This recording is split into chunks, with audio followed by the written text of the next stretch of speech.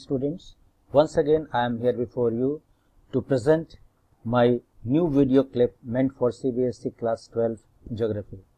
This is a new chapter entitled Human Settlement of India, which carries 4 to 5 marks including 1 marks of map skill. If you go through my complete elaboration, facts and assignment, you will definitely secure 100% marks in class 12 geography in CBSE forthcoming examination in March 2021. Hence, I request you all to concentrate on this topic and after that do the given assignment. The new chapter is Human Settlement. Before we start this chapter, you should know what are the basic contents in this chapter, that is overview. In overview, first you have to study about meaning and concept, what is human settlement, what are its scope, what are its different types, that is rural settlement and urban settlement, and evolution of towns in India, urbanization and classification of town. These are the fundamental topics you have to study in this chapter. Means किसी भी chapter को प्रारंभ करने से पहले हम ये जान लेते हैं कि इस चैप्टर में क्या पढ़ना है. हमें इस चैप्टर में मीनिंग एंड कंसेप्ट जानना है, क्योंकि आप फर्स्ट पार्ट जो किताब ज्योग्राफी की थी उसमें आपने ह्यूमन सेटलमेंट को पढ़ा है. वो वर्ल्ड कंटेक्स्ट में यह चीज़ था, लेकिन यह इंडियन कंटेक्स्ट में आपको पढ़ना है. तो सबसे पहले ये आपको जानना होगा कि what do mean by human settlement. यह जिसको हम सिंपल वे में अगर डिस्क्राइब करें एक लाइन में, तो हम कह सकते हैं कि cluster of dwellings of any type और साइज. एनी टाइप और साइज जब हम बात करते हैं तो वह अर्बन सेटलमेंट भी हो सकता है, रूरल सेटलमेंट भी हो सकता है. साइज की जब हम बात करते हैं तो वह हैमलेट भी हो सकता है, वह मेगा सिटी भी हो सकता है. दूसरी चीज़ आपको पढ़नी है इसमें टाइप्स. कितने तरह के ह्यूमन सेटलमेंट होते हैं. अगर हम रेसिडेंशिया में हम 2 टाइप के ह्यूमन सेटलमेंट पाते हैं, एक रूरल सेटलमेंट और एक अर्बन सेटलमेंट. रूरल सेटलमेंट में आप फर्दर आप देखेंगे तो आपने पहले भी पढ़ा है कम्पैक्ट सेटलमेंट, जिसको हम क्लस्टर्ड और न्यूक्लिएटेड भी कहते हैं, सेमी क्लस्टर्ड और फ्रेगमेंटेड, हैमलेटेड और डिस्पर्स. ये 4 तरह के सेटलमेंट इंडिया में रूरल सेटलमेंट है. अर्बन सेटलमेंट की जब आप बात करते हैं तो अर्बन सेटलमेंट का जो नेचर है वो कम्पैक्ट है, साइज में वो बड़ा है, और जिसमें अधिकांश लोग जो हैं वो नॉन एग्रीकल्चरल, इकोनॉमिक और एडमिनिस्ट्रेटिव एक्टिविटीज़ में इंडल्ज हैं. तीसरा पार्ट जो इस चैप्टर का है वो इवोल्यूशन ऑफ टाउन्स है. टाउनशिप जो है कैसे इंडिया में इमर्ज किया. अगर हम हिस्ट्री में जाएं तो सिविलाइजेशन के बाद या उसके साथ जो टाउनशिप डेवलप हुए उसको हम एंशिएंट टाउन्स कहते हैं. उसके बाद जब आप देखेंगे तो 6th सेंचुरी से लेकर 13th सेंचुरी और फिर 13 से 16th सेंचुरी तक का जो टाउनशिप था वो मेडिएवल टाउनशिप के रूप में जाना जाता है. और उसके बाद अगर आप देखें आफ्टर 1526 या फिर इंडिपेंडेंस के बाद अगर आप देखें तो वह सारे कैटेगरी मॉडर्न टाउन्स के होते हैं. इससे क्वेश्चंस जनरली बोर्ड में पूछे जाते हैं. अगर अर्बनाइजेशन की बात करें तो अभी अगर आप देखें तो भारतवर्ष में जो नगरीकरण की दर है वह 34.5% है. That is recorded in 2029. Earlier it was 10.84% इन 1901, है ना. ग्रेजुअली इंक्रीज्ड टू 31.16% इन 2011. तो 2011 में हमारा लास्ट सेंसस है. लास्ट सेंसस के जो रिकॉर्ड हैं वह लगभग 31% अर्बनाइजेशन को बता रहे हैं. इससे अर्बनाइजेशन की अगर आप बात करें तो it is gradually you can say increasing since 1901 to 2019. तो आप देख रहे हैं कि 10.8 से 34.5% हुआ है, लेकिन रूरल जो पॉपुलेशन है वह लगातार घट रहा है. पहले यह 90% के करीब था, अभी यह लगभग 65% है. और लास्ट जो टॉपिक आपको पढ़ने हैं इस चैप्टर में वो क्लासिफिकेशन ऑफ टाउन है, जिसको हम लोग डिस्कस करेंगे. 6 क्लासेस के हमारे यहाँ भारतवर्ष में टाउनशिप हैं. उसके बाद स्पेसिफिक एक्टिविटीज़ के आधार पे जो टाउनशिप का क्लासिफिकेशन हुआ है उसको हम लोग फंक्शनल क्लासिफिकेशन ऑफ टाउन्स कहते हैं, जिससे बोर्ड में प्रायः 5 नंबर के प्रश्न पूछे जाते हैं। तो ये क्लासिफिकेशन ऑफ टाउन्स, जिसको हम 6 कैटेगरी में बांटते हैं as per census, class 1, class 2, class 3, class 4, class 5, class 6, है ना, अकॉर्डिंग टू पॉपुलेशन। और दूसरा जो आपका है फंक्शनल क्लासिफिकेशन, ये दोनों टॉपिक बहुत इंपॉर्टेंट है। इससे प्रायः बोर्ड में क्वेश्चन आते हैं, जिसको हमने असाइनमेंट में रखा है। पिछले 10 साल के जो क्वेश्चंस है उसको हमने सारे क्वेश्चंस को एक जगह आपके लिए रखा है, ताकि आपको सुविधा हो और क्वेश्चंस को आपको इधर उधर कलेक्ट करने में भटकना नहीं पड़े। और आप उन असाइनमेंट को अगर आप कर लेते हैं तो निश्चित रूप से 100% मार्क्स आप सिक्योर कर सकते हैं, इसमें दो मत नहीं है। लेकिन बहुत ही ईमानदारी से पढ़ना है, डेडिकेशन से आपको पढ़ना है। तो मैं एक एक करके डिस्कस करूंगा कि इस चैप्टर्स में जो हमने बताया आपको कि वो क्या क्या चीज़ पढ़ना है, एक एक करके हम एलोबरेट करेंगे आगे के टॉपिक्स में। जो पहला जो आपका एलोबरेशन है वह आपका है टाइप्स ऑफ रूरल सेटलमेंट। हमने आपको पहले भी बताया कि in India according to place of residence there are 4 types of rural settlement.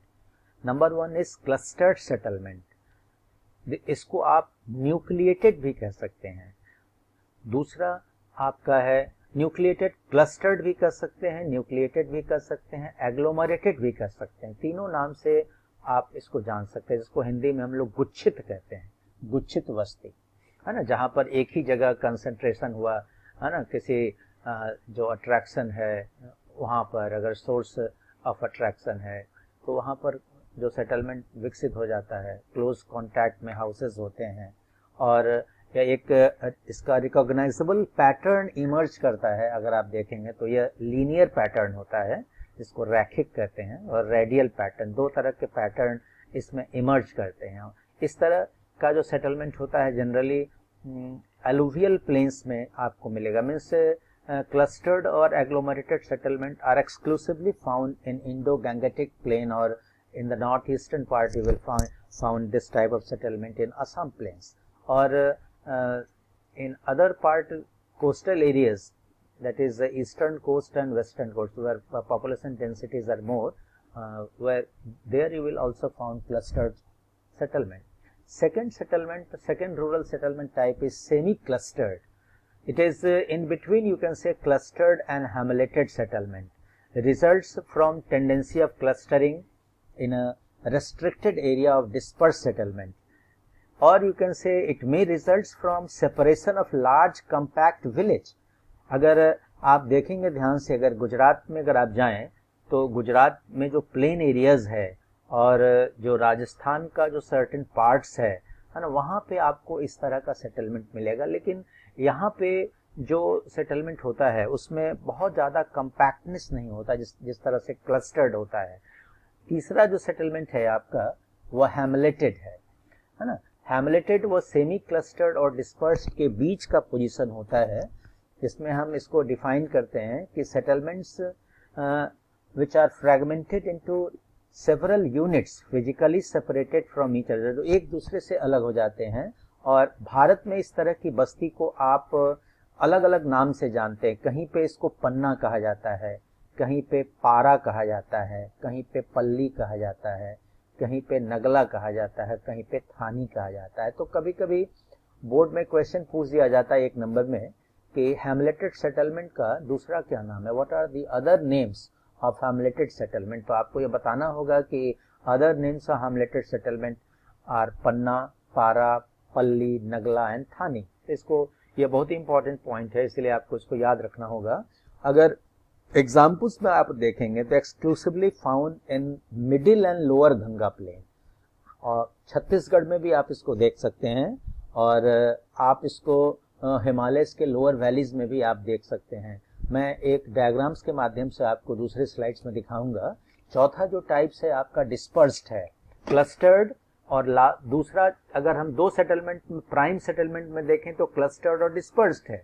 दोनों सेमी क्लस्टर्ड और हैमलेटेड इसके बीच के पार्ट हैं, जिसको हमने आपको यहाँ डिस्क्राइब किया। डिस्पर्स्ड अगर आप देखेंगे तो यह आइसोलेटेड पॉकेट्स के रूप में, जहाँ पे बहुत ज़्यादा अट्रैक्शन नहीं है किसी एरियाज में, वो हिली हो सकता है, पास्चर्स हो सकता है, फॉरेस्ट हो सकता है, टीरेन हो सकता है, अंडुलेटिंग सरफेसेस हो सकता है। अगर आप नॉर्थ ईस्टर्न पार्ट में चले जाएं, हिमालयन रीजन में, उत्तराखंड में अगर आप चले जाएं तो आपको इस तरह का सेटलमेंट आपको मिलेगा। केरला में भी अगर आप ईस्टर्न घाट के साइड्स में अगर आप आएंगे तो इस तरह का सेटलमेंट आपको मिलेगा। केरला के कोस्ट में आपको इस तरह का सेटलमेंट नहीं मिलेगा, लेकिन अगर आप ईस्टर्न जो वेस्टर्न घाट है, वेस्टर्न जो घाट है उसके स्लोप्स पर आपको इस तरह के सेटलमेंट मिलेंगे disperse. So these are the 4 type of rural settlement classified on the basis of residence. This is very very important topic. अगर डायग्रामेटिक व्यू को अगर आप देखें तो डायग्रामेटिक व्यू को देखिए ध्यान से कि कैसे एक रोड है राइट एंगल पर कटा हुआ है और एक हाउस दूसरे हाउस से लगे हुए हैं, तो एक कंपैक्ट नेचर जो है आपको मिलता है, एग्लोमरेटेड नेचर मिलता है। और डिस्पर्स्ड अगर आप देखेंगे तो कुछ दूरी पर, क्योंकि वहाँ पे सोर्स ऑफ अट्रैक्शन नहीं है, पुल फैक्टर नहीं है, वो एरिया हिलीज है, वो एरिया टीरेन वाला है, वो एरिया अंडुलेटिंग है ना। हमने आपको पहले ही बताया कि जो एग्लोमरेटेड और कंपैक्ट जो होता है वो लीनियर पैटर्न बनाता है, वो एक रोड्स के किनारे हो सकता है, वो एक रेलवे लाइन के किनारे हो सकता है। तो यहाँ पे आपको हमने लीनियर पैटर्न को भी बनाकर दिखाया है ताकि आपको ध्यान रहे। तो डायग्राम इसमें देना बहुत ही जरूरी है। अगर आप अच्छे मार्क्स चाहते हैं तो आपको डायग्राम भी देना पड़ सकता है। तो आप कंपैक्ट और इसके आप डायग्राम्स डिस्पर्स के आप डायग्राम्स भी बनाएंगे। और नेक्स्ट जो क्वेश्चंस कभी कभी पूछ देता है कि रूरल सेटलमेंट और अर्बन सेटलमेंट में क्या डिफरेंसेस है। अगर हम कोर में अगर हम जाएं, मीन्स ओरिजिन पॉइंट ऑफ में अगर हम जाएं सेटलमेंट का, तो हम कह सकते हैं कि यह broadly settlement can be classified under 2 heads. One is rural settlement, another is urban settlement. अगर दोनों में डिफरेंस अगर आप देखेंगे तो बहुत ही कॉमन डिफरेंसेस हमने दिए हैं, 5 पॉइंट्स हमने बताए हैं ताकि आपको अगर 5 नंबर के क्वेश्चंस आते हैं तो अगर पांचों पॉइंट्स को अगर आप लिख लेते हैं तो निश्चित रूप से आपको 5 में 5 नंबर आएंगे।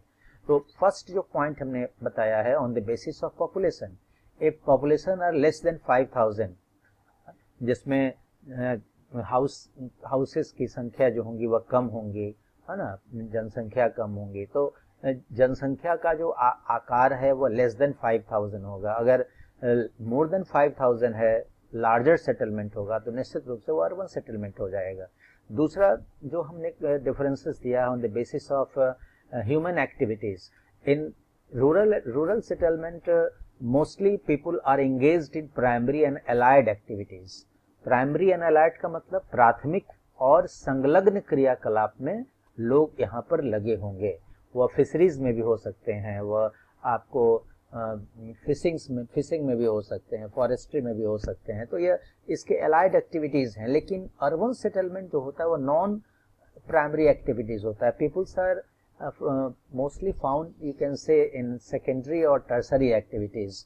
तीसरा क्लासिफिकेशन हमने दिया है कि जो ऑक्यूपेशनल स्ट्रक्चर होता है यह बहुत ही सिंपल होता है रूरल सेटलमेंट में, क्योंकि नेचर पर डिपेंडेंसी होता है यहाँ पर, इसलिए बहुत ही सिंपल सेटलमेंट होगा सिर्फ। लेकिन अगर अर्बन में अगर आप जाएंगे तो वह कॉम्प्लेक्स ऑक्यूपेशनल स्ट्रक्चर होगा और यहाँ पर जो पॉसिबलिस्ट फैक्टर है वो ज़्यादा काम करते हैं। रूरल सेटलमेंट में डिटर्मिनिस्टिक जो अप्रोच होता है वो ज़्यादा होता है। चौथा जो डिफरेंस हमने दिया है कि social relations are very intimate, मतलब सामाजिक जो सौहार्द की भावना है बहुत अटूट होती है, संबंध बहुत ही अटूट होता है। लेकिन अर्बन सेटलमेंट में अगर आप देखेंगे तो यह फॉर्मल होता है, इंस्टीट्यूशनलाइज होता है। तो यहाँ पर ध्यान देने वाली बात है कि यह हमने डिफरेंसेस पार्ट को पूरा कर दिया है। Okay students, now the remaining part of the chapter will be completed in the next video. That's all for today. Thank you.